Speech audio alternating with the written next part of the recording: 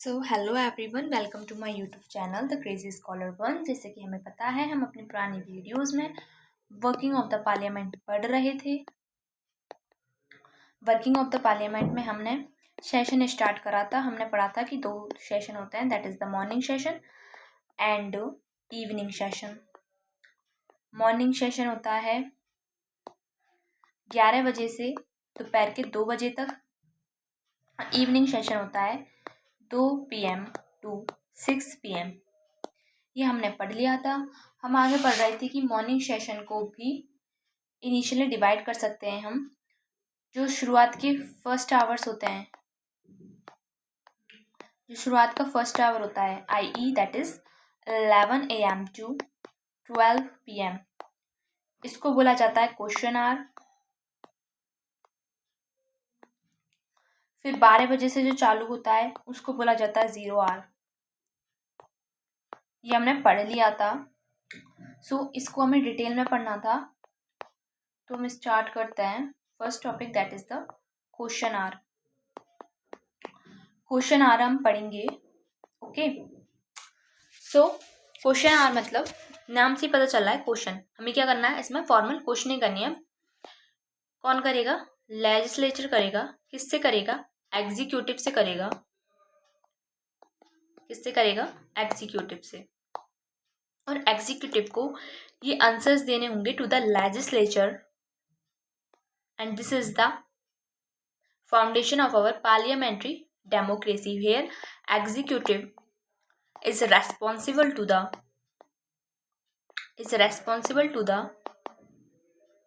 legislature. Okay, so legislature क्या करेगा? Question करेगा एंड एग्जीक्यूटिव को आंसर देना है। 3 तरह के क्वेश्चन कर सकते हैं। There are 3 types of questions. पहला आता है उसमें स्टार क्वेश्चन, दूसरा आता है अनस्टार क्वेश्चन, और तीसरा आता है शॉर्ट नोटिस क्वेश्चन। ओके, चलो इनको डिटेल में पढ़ते हैं हम। पहला आता है that is the starred question. First one is star question. ये जो स्टार क्वेश्चन है वो हमेशा याद रखना, written on a green paper. ये किस पर लिखा जाता है? ग्रीन पेपर पर लिखा जाता है ये क्वेश्चन। कोई भी लेजिस्लेचर का मेंबर, ठीक है, वो जाएगा प्रिसाइडिंग ऑफिसर के पास, और वो क्या बोलेगा? वो बोलेगा प्रिसाइडिंग ऑफिसर से, I want to ask question. और किससे क्वेश्चन पूछना है? किसी से पूछ सकता है। लाइक सपोज मानो राहुल गांधी गई प्रिसाइडिंग ऑफिसर के पास। उन्होंने बोला I want to ask a question to the ministry of defence.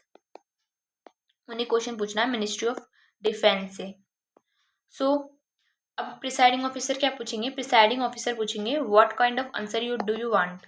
तुम किस तरह का आंसर चाहते हो? ओरल, तो आंसर आएगा ओरल आंसर। उन्हें अगर चाहिए तो ओरल आंसर बोलेंगे वो राहुल गांधी कि हमें ओरल आंसर चाहिए सिर्फ। देन क्वेश्चन जो है वो एक ग्रीन पेपर आएगा। ग्रीन पेपर पर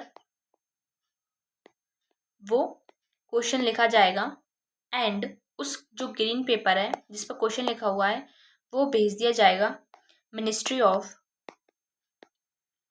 पार्लियामेंट्री अफेयर्स को।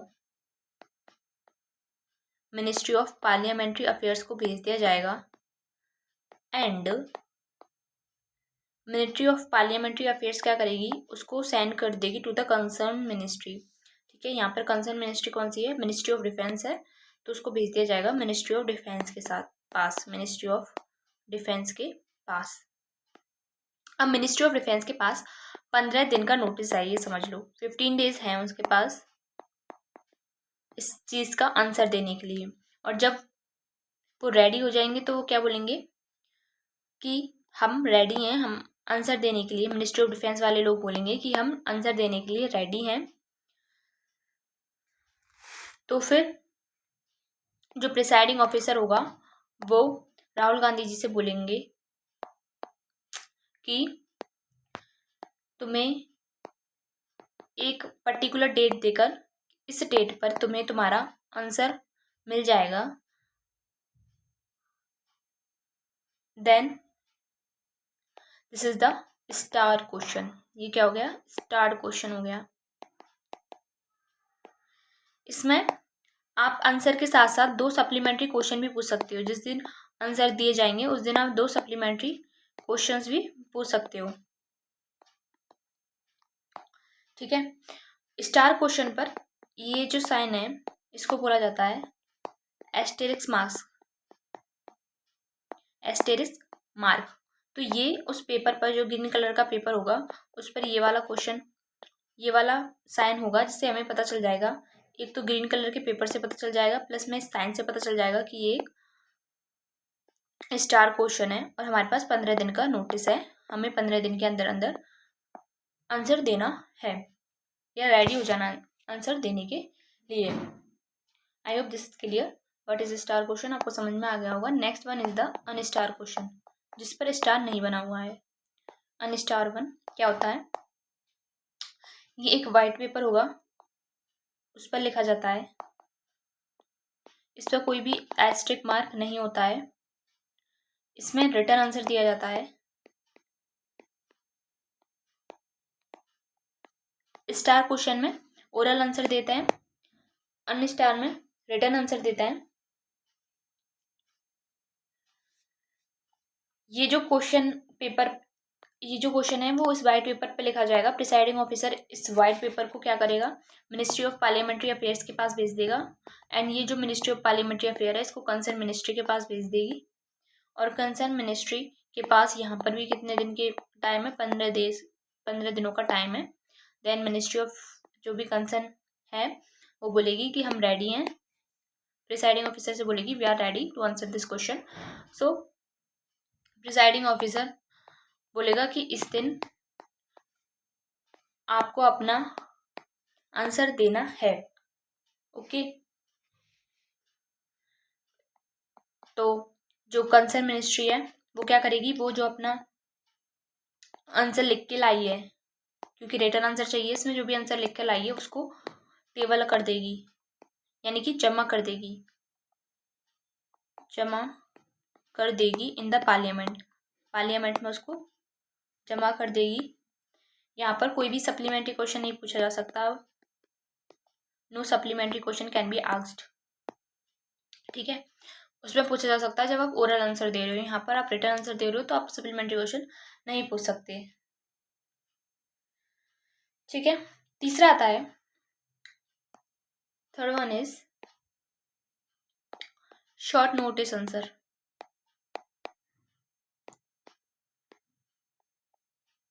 या फिर क्वेश्चन बोल सकते हैं। ओके। इसमें क्या होता है, कभी कभी किसी मेंबर को अगर जल्दी आंसर चाहिए, क्विकर आंसर चाहिए, तो वो इस मेथड का यूज करता है, शॉर्ट नोटिस क्वेश्चन का। एक पिंक कलर का पेपर होता है। इस पिंक कलर के पेपर से देखकर ये पता चल जाता है कि इसको अर्जेंसी है, इस चीज में अर्जेंसी है, तुम्हें अर्जेंट आंसर चाहिए। लेकिन ये अर्जेंसी जेन्युइन होनी चाहिए। ठीक है। As per the presiding officer, this is based on the discretion of the presiding officer. Presiding officer की मर्जी है, वो चाहे तो इसे जेन्युइन मान सकता है और शॉर्ट नोटिस क्वेश्चन डिक्लेयर कर सकता है इसे। अगर चाहे तो वो इसे जेन्युइन ना मानकर कैंसल आउट भी कर सकता है। और इसमें कंसर्न मिनिस्ट्री को लेस देन 10 डेज दिए जाते हैं, 10 दिन से भी कम का समय दिया जाता है। आंसर हमेशा ओरल रहता है तो 2 सप्लीमेंट्री क्वेश्चन भी आप पूछ सकते हो। I hope this is clear to all. 3 तरह क्वेश्चन थे, तीनों हमने पढ़ लिए हैं। अगर हम इसका एक ओवरव्यू देखें तो एक था स्टार क्वेश्चन, एक था अनस्टार क्वेश्चन और एक था शॉर्ट नोटिस क्वेश्चन। अगर हम इनके पेपर्स की बात करें तो स्टार जो क्वेश्चन था वो ग्रीन पेपर पर था, अनस्टार क्वेश्चन वाइट पेपर पर था एंड शॉर्ट नोटिस क्वेश्चन था पिंक पेपर पर। राइट। इसमें जो आंसर दिया जाता है वो ओरल दिया जाता है, अनस्टार में रिटर्न दिया जाता है और स्टार में ओरल दिया जाता है आंसर। इसमें 15 डेज का नोटिस दिया जाता है कंसर्न मिनिस्ट्री को, इसमें भी 15 डेज का नोटिस दिया जाता है, इसमें 10 डेज का नोटिस दिया जाता है। Okay, this is the basic difference जो कि इम्पॉर्टेंट है, ये याद रखना। आई होप समझ में आ गया होगा। सो हमारा नेक्स्ट टॉपिक, हाँ आप इसमें ये भी याद रख सकते हो कि यहाँ पर 2 सप्लीमेंट्री क्वेश्चंस अलाउड है, यहाँ पर भी 2 सप्लीमेंट्री क्वेश्चंस अलाउड है, बट यहाँ पर कोई भी आपको सप्लीमेंट्री क्वेश्चंस अलाउड नहीं है, आप कोई भी सप्लीमेंट्री क्वेश्चंस नहीं पूछ सकते। I hope this is clear to all. Next हमारा टॉपिक आता है that half hour discussion, half hour discussion. ये क्या होता है, जब भी आप कोई भी आंसर दे रहे हो किसी भी क्वेश्चन का, whenever the answer to the question whether star और unstar needs elucidation, then half hour discussion is done. मतलब है कि अगर किसी भी आंसर को ज़्यादा स्पष्ट की ज़रूरत है, ज़्यादा स्पष्टीकरण की ज़रूरत है, ज़्यादा डिबेट एंड डिस्कशन की ज़रूरत है, आपको लग रहा है ये जो आंसर दिया है वो सेटिस्फाइड नहीं है, किसी भी अगर लेजिस्लेटिव मेंबर को अगर लग रहा है ये जो आंसर दिया गया है दैट इज़ नॉट सेटिस्फाइड, तो कोई भी मेंबर हाफ एन आवर की डिमांड कर सकता है कि हमें आधा घंटा और दो इस बात पे डिबेट एंड डिस्कशन करने के लिए। लेकिन यहाँ पर भी स्पीकर की मर्जी है, अगर स्पीकर चाहे तो अलाउ कर सकता है, अगर वो चाहे तो अलाउ नहीं कर सकता। ऐसे जो डिस्कशन होते हैं जनरली एक वीक में 3 दिन होते हैं, मंडे, वेडनेसडे एंड फ्राइडे। लेकिन जब बजट सेशन चल रहा होता है,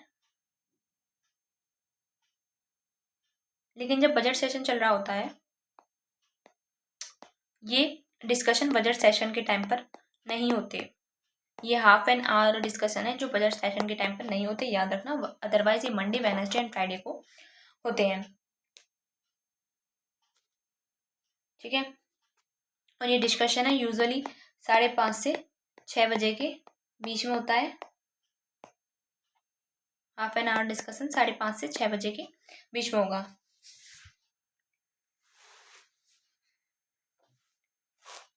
okay, I hope this is clear. Next हमारा important topic that is the 0 hour, ठीक है। हमने क्वेश्चन आवर कंप्लीट कर लिया, इसमें 3 तरह के क्वेश्चन थे वो हमने पढ़ लिए, प्लस में इसमें हाफ एन आवर डिस्कशन था वो भी हमने पढ़ लिया। नेक्स्ट आता है that is the 0 hour. 0 hour start होता है एट 12 PM, 12 बजे ये 0 आवर स्टार्ट हो जाता है। कोई भी member, any member can raise any issue of the public importance, public importance से रिलेटेड कोई भी इशू है उसको कोई भी मेंबर उठा सकता है।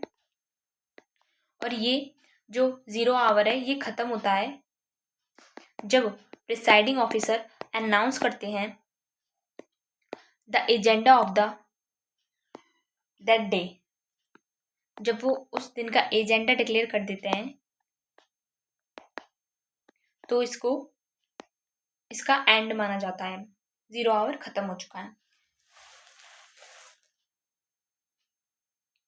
सो 0 आवर में इम्पोर्टेंट क्या है, 0 आवर में इम्पोर्टेंट है कि अगर आपको कोई भी इशू उठाना है, अगर आप कोई भी XYZ इस इशू पर बात करना चाहते हो तो इससे पहले आपको प्रिसाइडिंग ऑफिसर को एक नोटिस देना पड़ेगा। प्रिसाइडिंग ऑफिसर को क्या देना पड़ेगा, एक you have to give a notice to the presiding officer before 10 AM in the morning. 10 AM से पहले आपको एक नोटिस देना पड़ेगा प्रिसाइडिंग ऑफिसर को, जिसमें आपको लिखना पड़ेगा कि मैं XYZ इस इम्पोर्टेंट टॉपिक पर आज 0 आवर में डिस्कस करना चाहता हूँ। ये एक इशू है जो कि नेशनल इम्पोर्टेंस का है, पब्लिक इम्पोर्टेंस का है, इसलिए हम इस पर बात करना चाहते हैं। Okay, this is the 0 hour. I hope this is clear. Next important topic आता है that is motion, that is motions. Parliament में यानी कि लोकसभा में मोशन निकाले जाते हैं। मोशंस क्या होता है? एक ऐसा प्रपोजल होता है ये, a proposal brought before the house for expressing the opinion to the house। ठीक है, हाउस को अपना ओपिनियन देना हो, ठीक है, तो इसके लिए हम मोशन निकालते हैं। जो भी क्वेश्चन पुट करना हो, कोई भी क्वेश्चन पूछना हो, every question put in the house must therefore be proposed by a member as a motion। कोई भी अगर मेंबर ने एक क्वेश्चन भी पुटअप किया है तो उसको एज अ मोशन की तरह पास करेंगे। Hence motion are basically are the parliamentary proceedings. Motions क्या है? पार्लियामेंट्री प्रोसीडिंग्स हैं, पार्लियामेंट्री प्रोसीडिंग्स हैं। इसके अलावा मोशंस कुछ नहीं है। तो मोशन कितने तरह के होते हैं? पहला आता है एडजर्नमेंट मोशन। पहला आता है that is the adjournment motion. हमेशा इसको एक अपोजिशन मेंबर पास करेगा, moved by the opposition member. सबसे पहले मोशन निकाला एडजर्नमेंट मोशन, अपोजिशन मेंबर ने निकाला, इसके ऊपर डिबेट हुआ, डिस्कशन हुआ, वोटिंग हुई। इसके बाद क्या हुई? वोटिंग हुई। अगर ये पास हो गया, इफ इट पास, तो अगर ये पास हो गया तो इसका मतलब है कि पार्लियामेंट अब मजबूर है कि वो अपनी जो भी नॉर्मल बिजनेस है, जो उसकी जो यूजुअल काम है, उसको छोड़ करके लेजिस्लेचर की बात सुने, क्योंकि ये एक matter of urgent public importance हो जाता है। ठीक है, अगर ये पास हो जाता है तो कि पब्लिक इंपॉर्टेंस का कोई इंपॉर्टेंट मैटर है, इसके ऊपर डिस्कशन करना है, दैट्स वाई अपना नॉर्मल बिजनेस छोड़ो और लेजिस्लेचर की बात सुनो। बट हमें पता है ये जनरली पास नहीं होते, क्योंकि अपोजिशन के पास मेजोरिटी नहीं होती। जिसके पास मेजोरिटी होती है उसी के ज़्यादातर पास होते हैं। Second one is the no confidence motion. No confidence motion, इसको भी अपोजिशन पास करता है। ठीक है, इस पर भी अपोजिशन जब मोशन लेकर आएगा, मूव करेगा, इसको डिबेट होगी, डिबेट के बाद डिस्कशन होगा, डिस्कशन के बाद वोटिंग होगी, एंड वोटिंग में अगर ayes is more than yes, more than no, then ये पास हो जाएगा। Then majority government bound to resign with an immediate effect. जो मेजोरिटी गवर्नमेंट है उसको रिजाइन करना पड़ेगा। इससे ये पता चल जाएगा कि जो मेजोरिटी गवर्नमेंट अब तक जो गवर्नमेंट में थी मेजोरिटी के नाम पर, उसके पास मेजोरिटी है ही नहीं है, क्योंकि उसको हटाने के लिए ही एक तरह का इमोशन था और ये पास हो चुका है। तो अब इसका मेजोरिटी में नहीं रहना है, इसको रिजाइन करना पड़ेगा। This is the test of the strength, formal test of the strength यानी कि मेजोरिटी चेक करने के लिए है ये एक तरीका। कि बीच बीच में क्या होता है, अपोजिशन लीडर ये चेक करने के लिए कि जो भी रूलिंग पार्टी है उसके पास मेजोरिटी है या नहीं है, इस चीज़ को चेक करने के लिए ऐसे no confidence motion, adjustment motion, ऐसे मोशंस लाते रहते हैं, ताकि ये पता चल जाए कि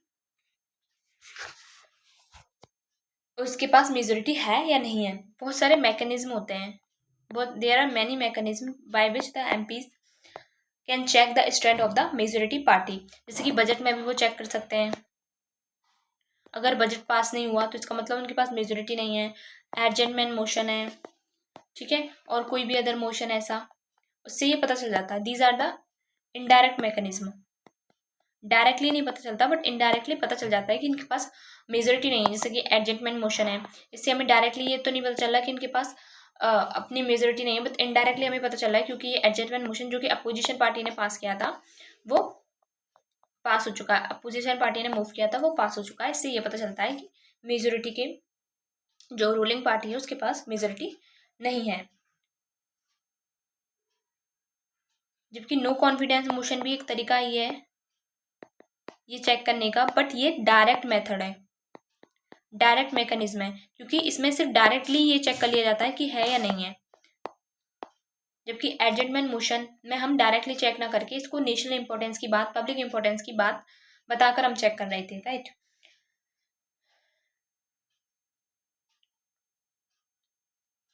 नो कॉन्फिडेंस मोशन जो होता है वो हमेशा पूरी जो काउंसिल ऑफ मिनिस्टर है, एंटायर काउंसिल ऑफ मिनिस्टर के अगेंस्ट मूव होता है। अगर ये पास हो जाता है तो गवर्नमेंट को तो रिजाइन करना पड़ेगा, दिस इज डेफिनेट। पूरी गवर्नमेंट को, ना केवल पीएम को, पूरी जो काउंसिल ऑफ मिनिस्टर्स हैं उन सबको रिजाइन करना पड़ेगा, पूरी गवर्नमेंट को रिजाइन करना पड़ेगा, क्योंकि आर्टिकल 75 कहता है कि the council of ministers shall collectively responsible to the Lok Sabha. पूरे काउंसिल ऑफ मिनिस्टर्स जो हैं वो कलेक्टिवली रेस्पॉन्सिबल हैं लोकसभा के लिए, तो पूरे काउंसिल ऑफ मिनिस्टर को रिजाइन करना पड़ता है। लेकिन ये जो नो कॉन्फिडेंस मोशन है ये हमारे कॉन्स्टिट्यूशन ऑफ इंडिया में नहीं लिखा हुआ, ये हमारे कॉन्स्टिट्यूशन ऑफ इंडिया में ना लिखकर ये लिखा हुआ है in the rule 198 of ROP and COB of the Lok Sabha, ठीक है।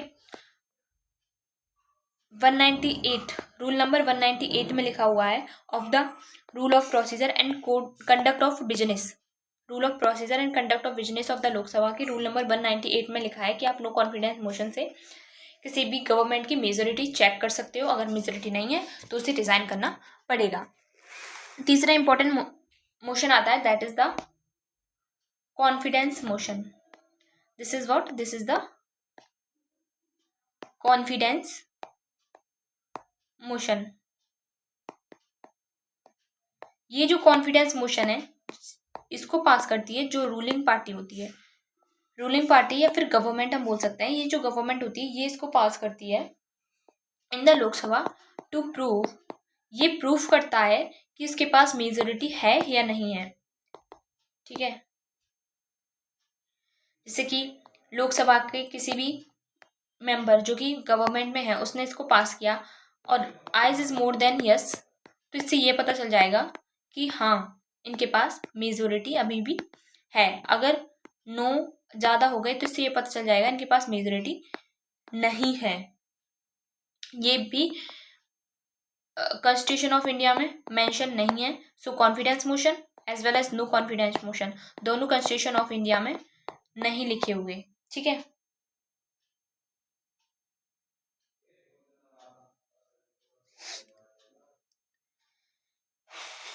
Next one is the censure motion.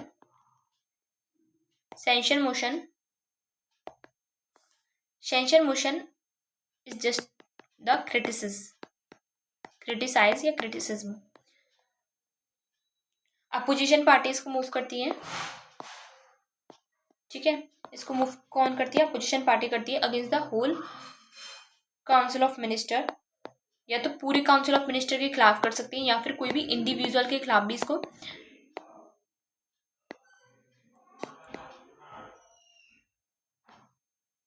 किसी भी इंडिविजुअल के खिलाफ इसको, इंडिविजुअल मिनिस्टर के खिलाफ इसको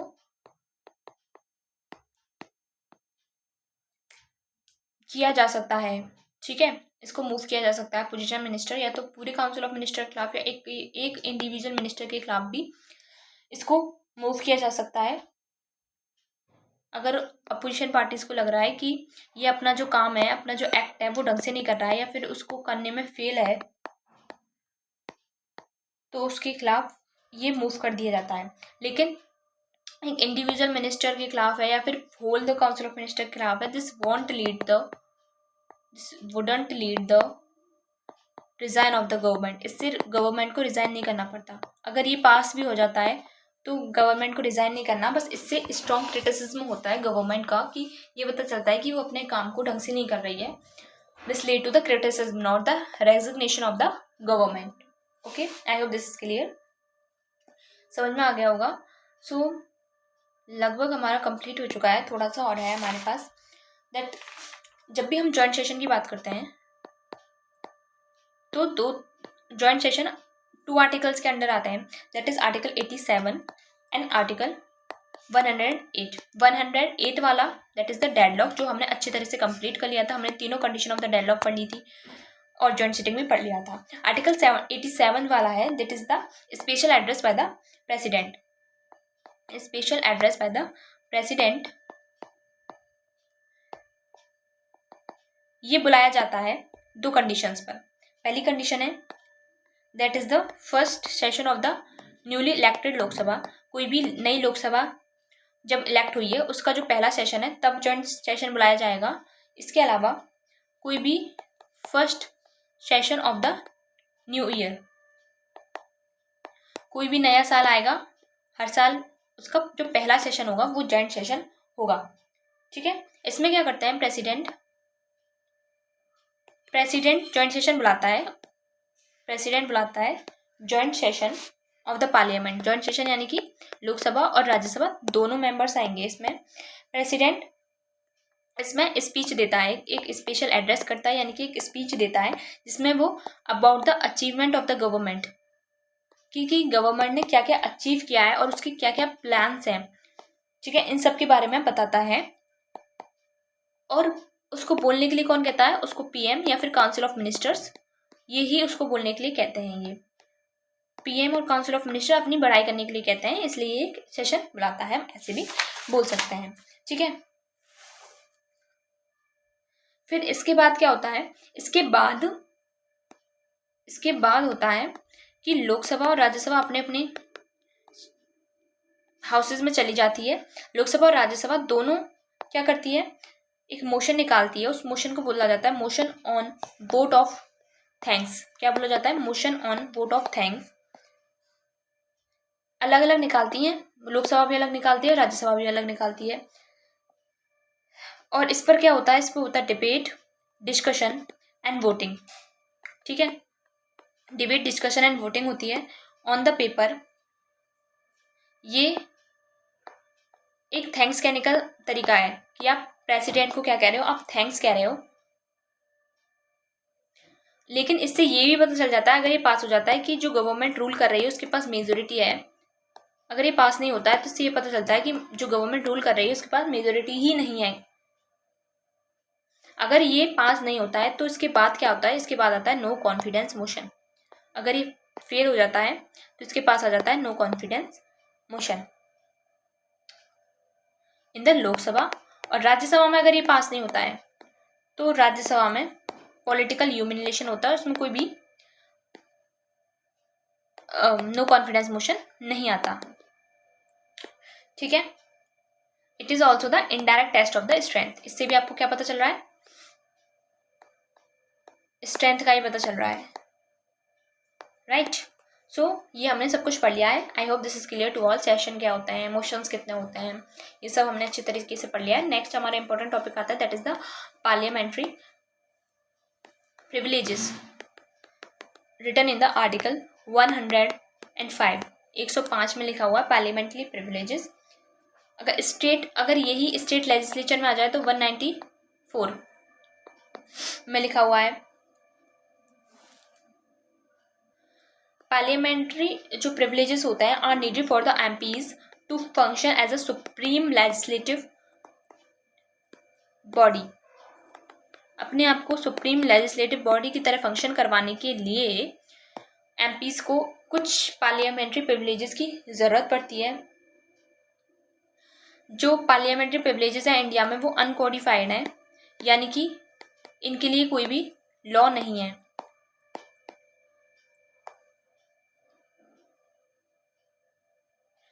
लॉ नहीं है इसका मतलब ये पार्लियामेंट अपने हिसाब से इसको डिसाइड करती है कि उसे क्या करना है, क्या नहीं करना है। Parliamentary privileges refers to the right enjoyed by the parliament as an institution and MPs in their individual capacity without which they can't discharge their function as entrusted upon them by the constitution. According to the constitution, The power and privileges and the immunities of the parliament is defined by the parliament. Okay, parliament इसको define करेगा. सो parliamentary privileges के कुछ examples हैं जो मैं आपको बता देती हूँ. जैसे कि फ्रीडम ऑफ स्पीच है, फ्रीडम ऑफ स्पीच है. ये क्या है? एक पार्लियामेंट्री प्रिविलेजेस है. एमपीज को ये पूरी आज़ादी दी जाती है कि वो जब भी वो पार्लियामेंट में है तो अपने हिसाब से कुछ भी बोल सकते हैं. उनको कोई भी डर नहीं है कि वो उनको डिफेम किया जाएगा या फिर ऐसा कोई डर नहीं है उनको. तो वो अपने हिसाब से जो भी उनके मन में आ रहा है वो बोल सकते हैं. This is written in the article 118 of the Indian constitution. दूसरा आता है important, that is the freedom from arrest. जब तक वो फ्रीडम फ्रॉम अरेस्ट, इसमें लिखा हुआ है कि एमपीज को अरेस्ट नहीं किया जा सकता in the civil cases for 40 days before during and after a parliamentary session. मतलब सेशन चल रहा है उसके 40 दिन, उससे 40 दिन पहले, उससे 40 दिन बाद, इस बीच में कोई भी अगर सिविल केस होता है कोई भी एमपी के ऊपर तो उसको अरेस्ट नहीं किया जाएगा. लेकिन अगर कोई भी क्रिमिनल ऑफेंस के जरिए उनका नाम आता है तो उनको अरेस्ट कर लिया जाएगा, चाहे सेशन चल रहा हो चाहे नहीं चल रहा हो. तीसरा आता है that is the right to prohibit the publication of the proceedings. जो भी प्रोसीडिंग्स हुई हैं, अगर गवर्नमेंट को लग रहा है, अगर कोई भी मिनिस्टर को लग रहा है कि उसने कोई भी गलत वर्ड का यूज़ कर लिया है ड्यूरिंग द प्रोसीडिंग, तो उसके पास ये आज़ादी है कि वो पब्लिकेशन के पास जाकर ये बोल सकता है कि इसको कहीं पर भी पब्लिश ना किया जाए. मैंने जो बात बोली है उस क्लिप को हटा दिया जाए उस प्रोसीडिंग से. तो ये भी उसके पास आज़ादी है.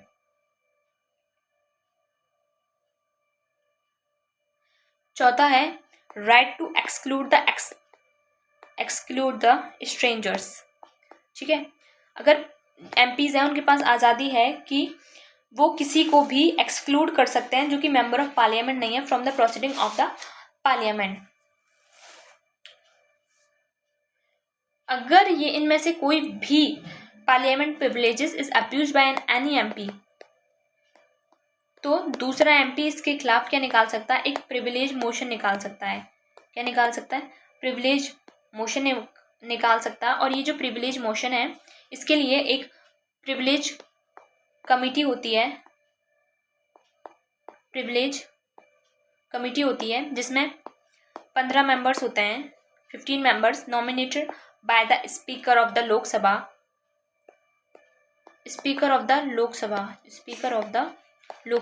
लोकसभा का जो स्पीकर है उसके द्वारा ये 15 मेंबर नॉमिनेटेड होते हैं. इनका जो टेन्योर होता है वो कोई फिक्स नहीं होता, फिक्स टेन्योर नहीं होता इनका. जैसे एक साल के लिए, 2 साल के लिए, ऐसा कोई फिक्स टेन्योर नहीं होता. और अपना जब तक ये अपना टेन्योर रखते हैं तब तक ये इनको दोबारा रिकॉन्स्टिट्यूट नहीं किया जाता. और ये बताता है ये जो प्रिविलेज कमेटी है ये बताती है कि उस एमपी पर जिसने पार्लियामेंट्री प्रिविलेजेस को अब्यूज़ किया उस पर क्या एक्शन लेना चाहिए. ये रिकमेंडेशन करती है and the final result is taken by the house. ये सिर्फ रिकमेंड करती है कि क्या एक्शन लेना चाहिए एंड जो फाइनल डिसीजन है वो डिस्क्वालिफिकेशन भी हो सकता है. अगर आप पार्लियामेंट्री जो प्रिविलेजेस हैं उनको अब्यूज़ करोगे तो फाइनल रिजल्ट डिस्क्वालिफिकेशन तक भी जा सकता है. I hope this is clear to all. Next important topic आता है that is the parliamentary committees.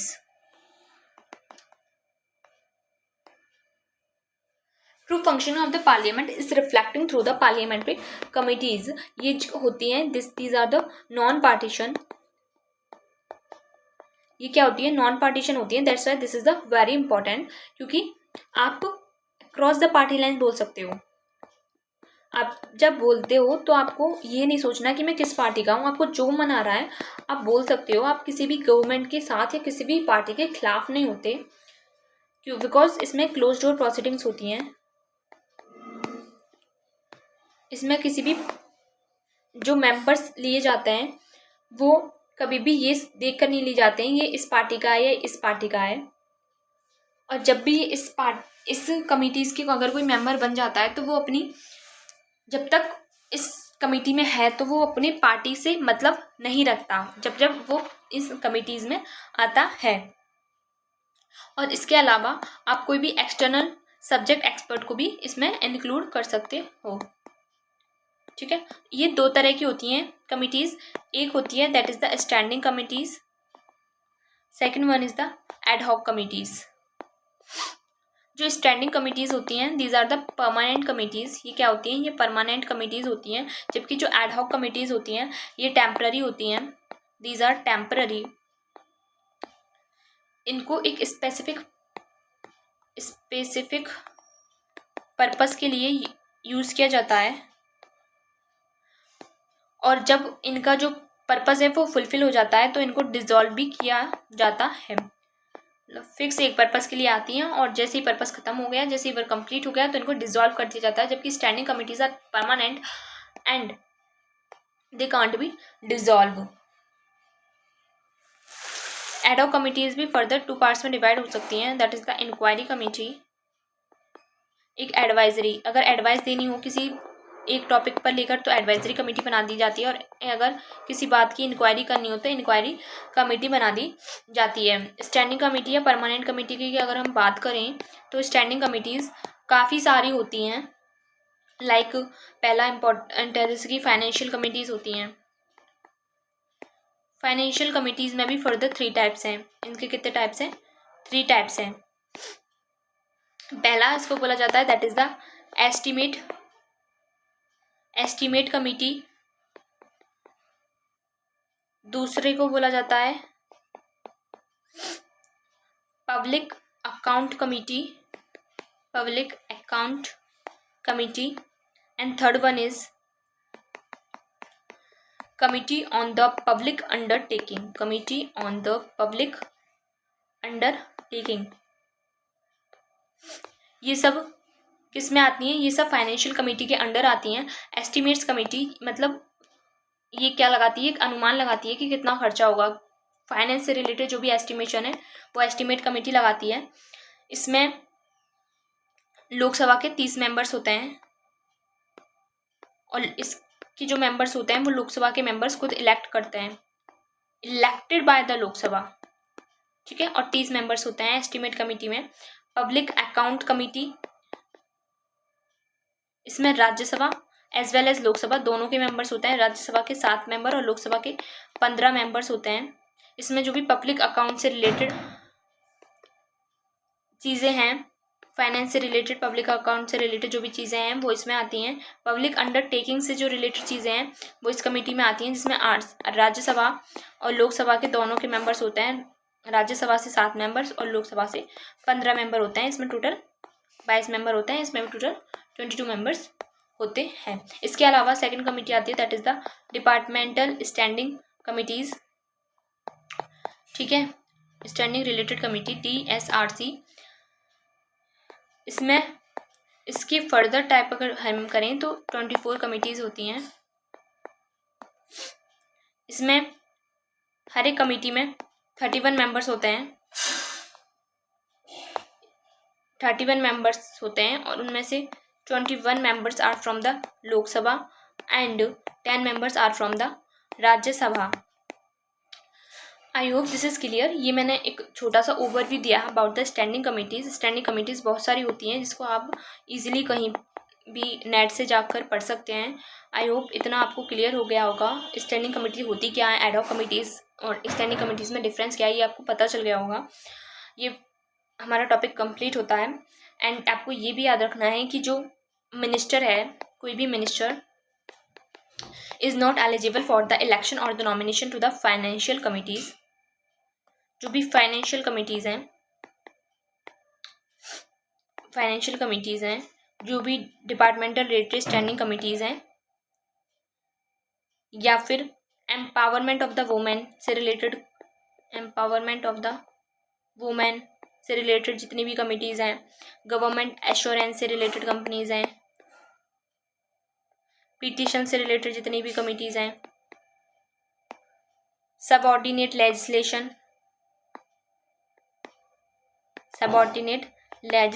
And the welfare of the SCs and STs.